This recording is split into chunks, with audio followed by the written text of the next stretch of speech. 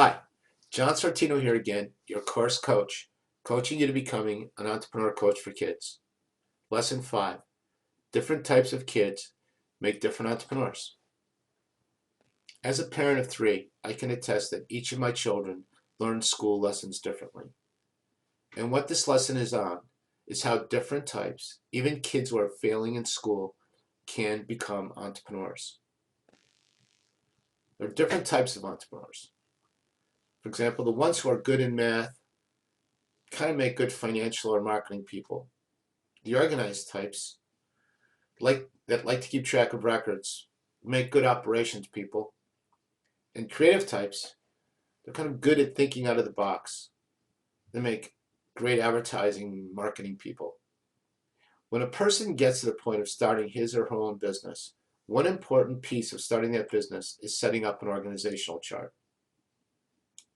In a typical incorporated company, these are the positions you need. You need a chief executive officer, and sometimes this chief executive officer has more than 3 people working for him. But for this case, I'm only listing 3 people. A chief financial officer, that person runs the administration, keeps all the books, balances the checking account, those kinds of things. A chief operating officer, one who runs the production or the service.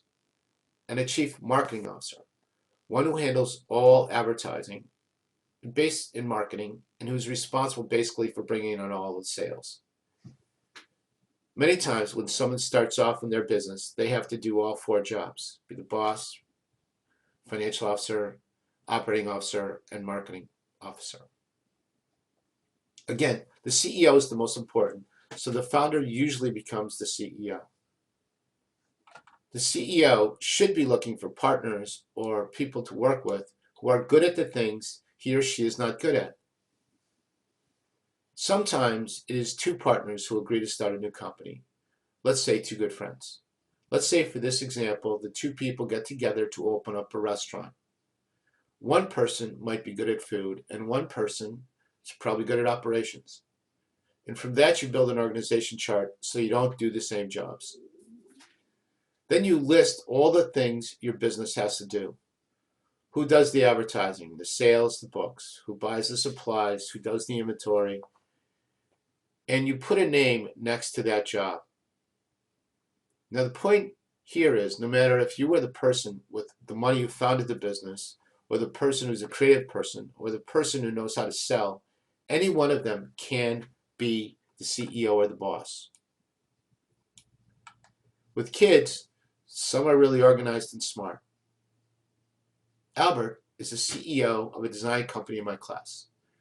To date, he has brought in to his company some $500 in sales in about 3 months, $250 net profit. He has 4 people working with him now. But when he started, he asked me what kind of kid should he recruit to do the different tasks. I said, get a real smart kid who has a clean locker to keep the books and records. Next week, he brought in Cardinal. Both Cardinal and Albert get A's on all the report cards.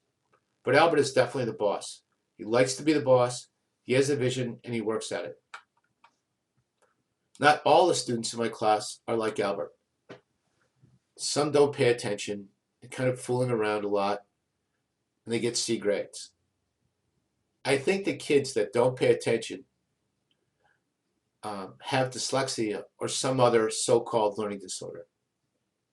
Now, these same kids that kind of fool around and get C grades have good leadership skills, they're good at sports, dance, they have lots of friends, and they're very creative. I have a question for you. What does Walt Disney, Henry Ford, Richard Branson, Tommy Hilfiger, and Charles Schwab, and 1/3 of all entrepreneurs have in common?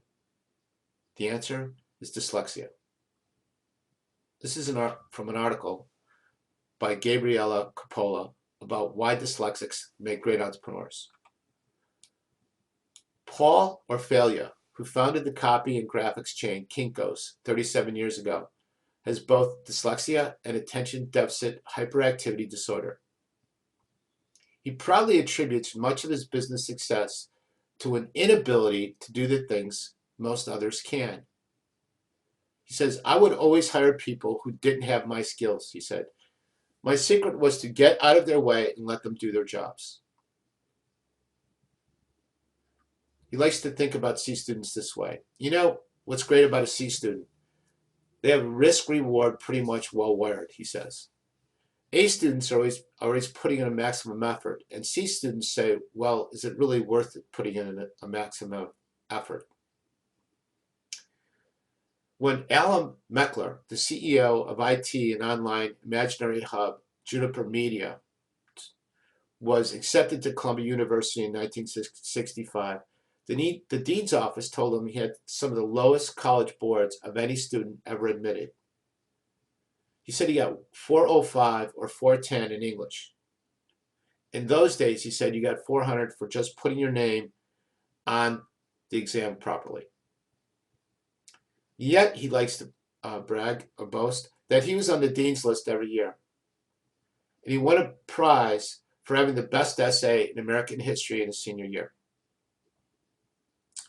It wasn't until years later, at age 58, that Meckler learned he was dyslexic.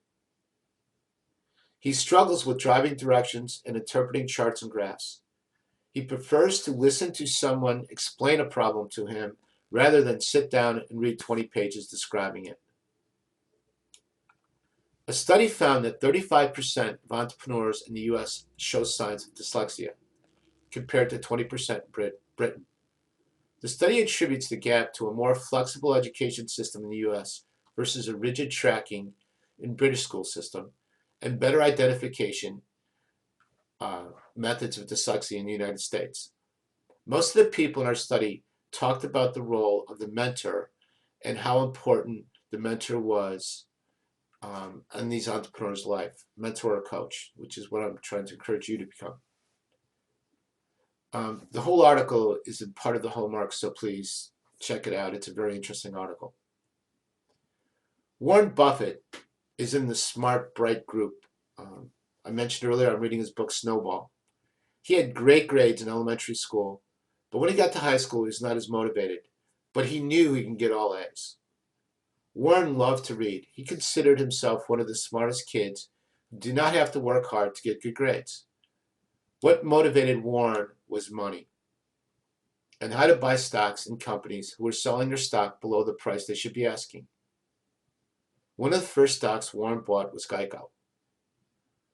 Warren visited the CEO of the Geico company when he was a teen to complete his research on it before purchasing a couple shares of stock.